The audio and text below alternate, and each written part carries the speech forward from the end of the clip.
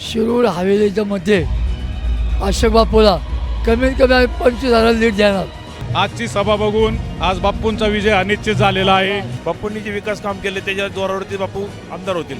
आणि त्यांनी जी निष्ठा दाखवलेली आहे ते प्रत्येक माणसाच्या हृदयामध्ये त्यांचं स्थान निर्माण झालेलं आहे. त्यामुळं भरघोस मतांनी ते निवडून आल्याशिवाय राहणार नाही. आज 100% साहेबांनी बोलल्याप्रमाणे 100% कारखाना चालू सुरळीत होईल.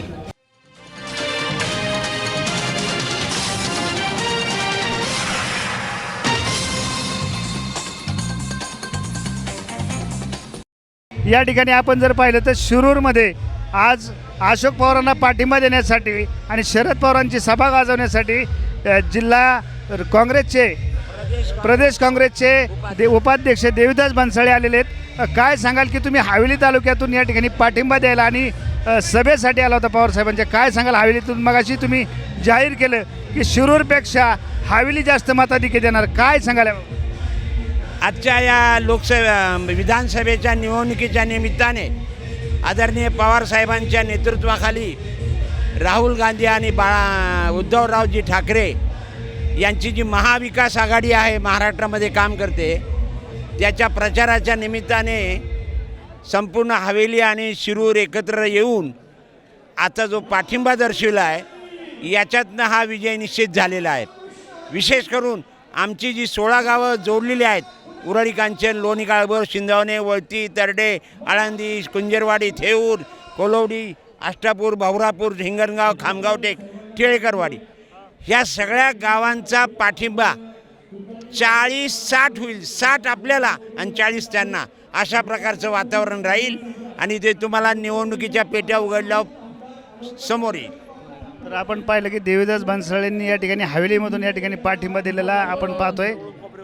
या ठिकाणी मारुती महाडिक पाटील आहेत शिंदवणीचे, ते पण आज मला वाटतं 80-85 वय पवारसाहेबांच्या सभेला आले होते. काय तुम्हाला वाटतंय हवेली तालुक्यामध्ये तुम्ही आता अशोक पवारांना किती लीड देणार आहे सांगा?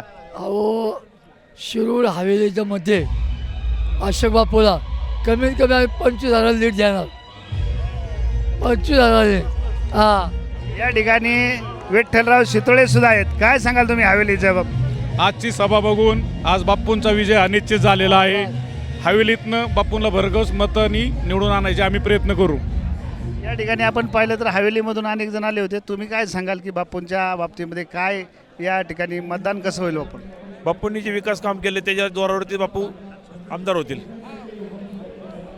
आपण पाहिलं की बापूंना या ठिकाणी शिरूर असेल, हवेली असेल या परिसरामधून अनेक पाठिंबा मिळतो. या ठिकाणी तरुणही या ठिकाणी बोलत आहेत. काय दादा तुम्ही सांगाल की बापूंना कशा प्रकारचा पाठिंबा मिळतो? आज पवारांची सभा झाली, काय सांगाल? ही सभा झाल्यानंतर गोडगंग्याबाबत पवारांनी जे वक्तव्य केलं, गोडगंगा निश्चित सुरू होईल का असं वाटतं का आपल्याला?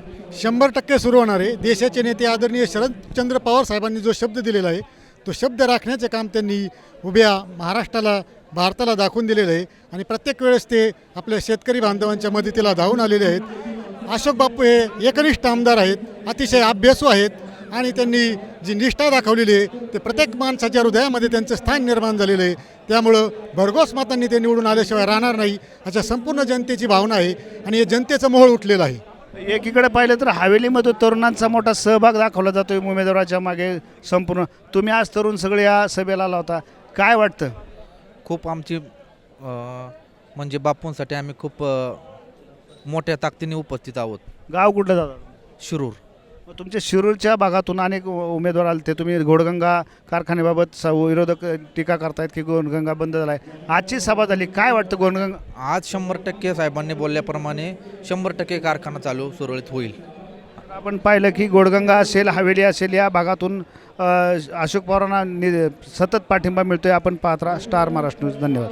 नवनवीन घडामोडी पाहण्यासाठी स्टार महाराष्ट्र न्यूजला सबस्क्राईब करा आणि ताज्या बातम्यांचे अपडेट मिळवण्यासाठी बेल आयकॉनला प्रेस करा आणि परिपूर्ण बातमीबरोबर रहा, इतरांपेक्षा एक पाऊल पुढे.